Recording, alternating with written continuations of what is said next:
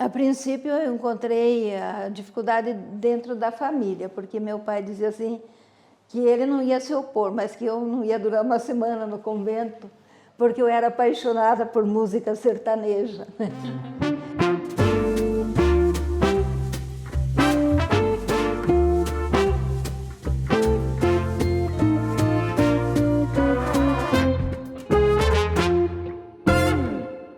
Olá, eu sou a irmã Ana Catarina e hoje eu estou aqui com a irmã Cília, uma irmã muito especial para o nosso instituto, para a nossa comunidade, e nós vamos conversar um pouco sobre vocação e missão. Irmã Cília, a senhora poderia contar para a gente assim, como que a senhora conheceu as irmãs, como que surgiu esse desejo da vida religiosa? Então, na verdade, a minha vocação começou antes de eu saber mesmo o que era vocação, porque eu vivia numa família, né? Meus pais e mais, nós éramos em 6 irmãos. Meus pais, nós formamos uma família de 8 pessoas, e na casa de meus pais, quando eles casaram, o presente da época eram quadros, né? Quadros de santo, quadros do coração de Jesus, de Nossa Senhora. E meus pais ganharam um quadro muito grande do Sagrado Coração de Jesus, que ele tinha na sala, porque meu pai foi alfaiate, minha mãe costureira. E esse quadro ele estava bem no centro da sala. E a gente conversava muito, meu pai contava muitas histórias para a gente, e a gente ficava lá na porta ou sentado, e contando. E aquele quadro, eu era uma criança, mas aquele quadro falava comigo, né? E eu tinha um amor tão profundo para o coração de Jesus, na verdade, sem saber toda a dimensão que com o tempo ele ia trazer para a minha vida. E outra base que eu tenho foi do Evangelho, porque quando eu comecei a catequese, eu comecei a me interessar muito pelo Evangelho. Então eu lia muito o Evangelho. E enquanto a minha mãe preparava o almoço, eu lia páginas do Evangelho para ela, né? E eu achava assim que seguir Jesus seria a coisa mais linda que poderia existir na vida, né? Então eu tinha um desejo imenso, mas ainda não sabia como ia seguir como qualquer outra criança, qualquer outra pessoa da época, na vivência da comunidade cristã. Eu pertenci como cristã à Diocese de Ponta Grossa, que eu nasci na cidade de Irati, nós pertencíamos à Diocese de Ponta Grossa. Depois, antes de iniciar meus estudos, nós fomos morar em Ponta Grossa. Aí eu iniciei o ensino fundamental e também a catequese. E o Frei Elias, que era o pároco, ele amava muito as irmãs apóstolas que moravam em Curitiba. E toda vez que ele ia para Curitiba, ele se hospedava nos colégios ali de Curitiba. E foi assim que eu conheci as irmãs, através dele. Que legal, irmã, que bonita a sua história. E como a senhora começou esse processo, né? Quais foram as dificuldades que a senhora encontrou assim a princípio? A princípio eu encontrei a dificuldade dentro da família, porque meu pai dizia assim, que ele não ia se opor, mas que eu não ia durar uma semana no convento, porque eu era apaixonada por música sertaneja. E eu escutava rádio o dia inteiro em casa, né? Fora os horários que eu estava em casa, brincando. Meu pai ligava às 5 horas da manhã, que começava o trabalho, ele colocava as músicas sertanejas e eu adorava. E daí ele dizia, no convento você não vai poder escutar música. Realmente, quando eu entrei, não podia mesmo, né? Mas quando eu entrei no convento, eu entrei, antes de iniciar o postulado, eu fui para Santa Felicidade, que de Ponta Grossa a gente veio morar em São José dos Pinhais. Aí eu entrei e tinha as irmãs, era tempo de férias, eu estava me preparando para entrar no postulado. E as irmãs estavam em retiro no Colégio Sagrado Coração de Jesus de Curitiba. E quando as irmãs terminaram o retiro, as irmãs que estavam em casa disseram, nós vamos lá no Colégio Sagrado, porque as irmãs terminaram o retiro e a gente vai voltar. Nesse retiro, tinha uma irmã que hoje já é falecida, mas que é a irmã que marcou muito a minha vida, que foi a irmã Ruth de César Pereira. Ela foi ecônoma provincial depois de muitos anos, foi uma exímia professora, E quando a gente se encontrou, né, e ela viu que eu estava no grupo das irmãs, ela perguntou quem que eu era, né? Daí eu falei que eu era uma possível vocacionada que estava. Ela dizia, eu pedi essa graça no retiro, que Deus mandasse uma vocação. E quando ela terminou o retiro, estava eu lá. Mas não sei se realmente eu era a pessoa que se esperava, né? Mas enfim, ela viu como um sinal realmente do pedido que ela fez no retiro, que surgisse uma vocação. E eu entrei nesse ano de 1964. Ah, tenho certeza. Já fazem 57 anos que eu estou seguindo esse caminho. Mas nem sempre foi fácil, né? Você perguntou das dificuldades. Toda vez que a gente terminava e a gente ia para casa, né? Uma possibilidade, a gente dizia, eu para o convento não volto mais, né? Mas quando eu chegava em casa, tudo faltava, né? Você tinha que voltar para o convento. Não por causa das coisas, mas por causa da essência, né? Por causa da essência da vida cristã, que era muito intensa e até hoje é, né? Mas para mim, seguir Jesus era o que eu mais queria na vida. E certamente a senhora, nesses 57 anos, experimentou muito a graça de Deus, né? Que te acompanha, as dificuldades. Mas hoje, né, com esses 57 anos já de vida religiosa, quando a senhora olha, a senhora reza, a senhora pensa, né, são muitos anos de fidelidade também. Como que a senhora falaria para a gente assim, como que a senhora enxerga a vocação? A vocação vai ser sempre o algo novo todo dia. Não é alguma coisa que você se acostuma. A vocação ela é exigente todos os dias. É um desafio diário. Para mim, levantar cedo é um desafio que as pessoas diziam, acostuma. Até hoje eu não me acostumei. Desde 57 anos de vida consagrada, eu não me acostumei a levantar cedo. É um desafio, mas você levanta porque tem uma causa, né? É por uma causa que você levanta. E, ultimamente, que eu trabalhei muito na secretaria, na parte assim da mecanografia, da catequese paroquial. Trabalhei também no começo com o ensino religioso, nas séries iniciais, mas o grande desafio é você acreditar na mão de Deus. Porque eu desanimaria na primeira, né? Mas você sente que tem uma mão de Deus que te sustenta e uma comunidade que te acolhe, né?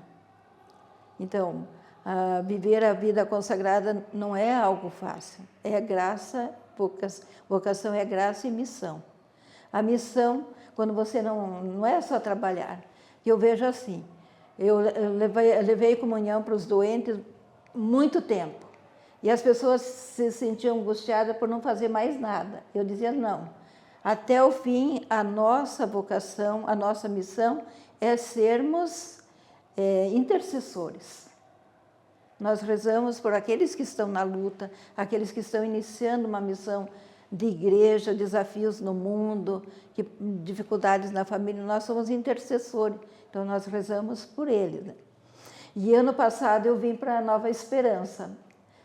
Aí todo mundo dizia, para onde você vai? Eu disse, para a Nova Esperança. Por incrível que pareça, na última curva da minha vida, uma nova esperança, né? E quando eu cheguei aqui, as pessoas, até hoje, eu perguntam, Mercília, você já se acostumou aqui? Eu falei, gente, eu não vim aqui para me acostumar. Eu vim aqui para fazer valer cada dia que eu passei por aqui. Foi isso aí, irmã. E daí eu conheci a Ana Catarina no passado, né? Em Floresta, primeiro, né? E depois nós tivemos a graça que, no segundo semestre, ela veio integrar a nossa comunidade, que foi uma graça muito grande para nós sermos até hoje, ela aqui fazendo toda uma diferença na nossa escola, na comunidade, na missão. A gente não quer perder a Ana Catarina por nada. Muito obrigada, irmã.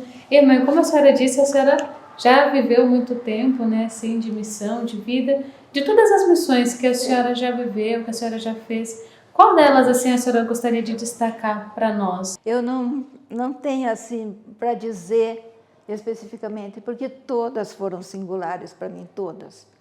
No começo a gente fica com saudade daquela que a gente deixou, né?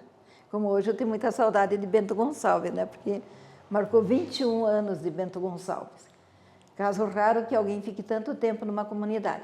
E ano passado, quando eu me despedi de Bento Gonçalves, a mãe de 2 alunos me falou: Marcília, você completou em Bento Gonçalves 3 plenitudes. 7 mais 7 mais 7, né? E eu achei tão significativo, né? Eu disse: olha, tomara que eu tenha completado com plenitude mesmo, né? Não só em número, né? Simbólico, mas em vida mesmo ter completado 3 plenitudes, né? E aqui eu queria, na verdade, ir para Betânia, né? Não só para me encostar lá, mas para atuar com elas. Eu gosto muito de trabalhar na jardinagem, horta e fazer coisas assim, plantar para deixar coisas boas para quem vem depois. E outra coisa que eu sempre falo para as pessoas, que tem serviços que não aparecem, né? E as pessoas dizem assim: eu faço, até funcionários, pessoas, até às vezes irmãs, ou dizem assim: eu faço tantas coisas e não aparece. Eu disse: isso que é importante, não aparece porque você fez, porque o dia que você não fizer, aparece. Eu disse: é aí que está o valor das coisas, né? Você faz e não aparece, mas o dia que você não faz, aparece e todo mundo acha falta. Eu dou muito valor a isso, essas pequenas coisas do dia a dia. Falho muito, às vezes digo coisas que não devo dizer, mas quando vejo já disse, né? Então, e eu tenho muita dificuldade de voltar a pedir perdão, porque não é nesse sentido, eu sei que eu tenho que pedir perdão, mas eu gosto de pedir perdão de uma forma diferente, fazendo a vida continuar com harmonia. Irmã, certamente vai ter muitos jovens que vão estar nos assistindo, né? E a gente sabe que a vocação ela é uma graça. E a nossa missão ela é consequência da nossa vocação, né? O Senhor, Ele nos chama, Ele nos dá a vida e Ele tem esse convite para nós da vocação, né? Mas a gente sabe que tem muitos jovens que eles têm um pouco de medo, de receio, de responder a esse chamado, né? A senhora, com esses 57 anos de vida, né, religiosa, a senhora é para nós um testemunho gigante, né, de fidelidade, porque as lutas, as dificuldades não foram poucas, como também, imagino, as alegrias foram muitas, né? Mas se a senhora pudesse dizer assim para esses jovens, né, que sentem no coração o chamado do Senhor para viver uma vida cristã talvez mais radical, um chamado ao sacerdócio, a vida religiosa, qual palavra de ânimo a senhora diria para eles neste dia hoje? Vocação, ela tem o seu sentido mais profundo, não por aquilo que você vai deixar, mas por aquilo que você vai encontrar, que é Jesus Cristo. É Ele que move toda a vocação. Toda a nossa vocação é Jesus Cristo. Ele é o fundamento da vida, Ele é o alicerce, Ele sustenta. E Madre Clélia diz assim: se nós confiarmos plenamente no coração de Jesus, nós veremos milagres. Milagres cotidianos de alegria, de paz, de compreensão, de poder estar atuando numa igreja que quer a liberdade de todos, que quer que todos sejam felizes, que quer que realmente todos sejam livres, não só para viver no meio de uma felicidade passageira, mas daquela felicidade que perdurará até a vida eterna. Essa felicidade que vai perdurar até a vida eterna, ela tem um nome: Jesus Cristo. Irmã, e agora, né, assim, esse ano nós comemoramos os 130 anos da nossa fundação, do nosso instituto. Madre Clélia, ela sempre foi uma mulher à frente do seu tempo, né? E nos escritos dela, quando a gente lê, a gente sabe que ela sempre tem uma palavra que é muito atual.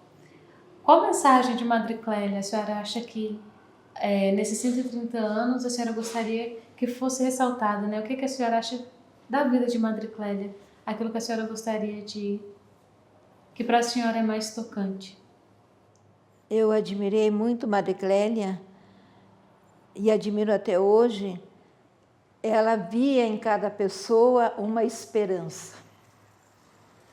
Para Maria Clélia, cada pessoa que ela encontrou no caminho era uma esperança. Tanto que ela não forçou ninguém a permanecer no instituto que ela fundou. Ela precisava de pessoas, porque tinha muitas obras. Mas ela olhava no semblante da pessoa, via uma esperança. Aonde essa pessoa vai realizar a sua vocação, a sua missão? Num lar, numa atividade social, na música, na arte, na missão. Maria Clélia tinha isso. Era isso que eu gostaria de ter também, como Maria Clélia, de ver em cada rosto de pessoa uma esperança para o mundo. Uma esperança que mostre o que a esperança traz, a alegria, a paz, a certeza de que quando a gente planta esperança, o mundo se transforma. Porque a esperança tem a cor verde. O verde, quando está no chão, ele cresce, ele produz frutos coloridos, flores de todas as cores, flores de todos os perfumes.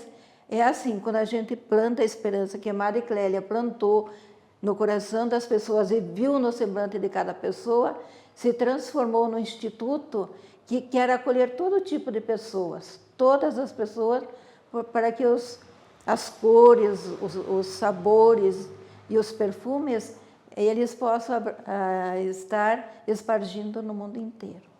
E a irmã Ana Catarina, que está fazendo uma experiência magnífica, a gente sabe que ela tem vocação, está no semblante dela.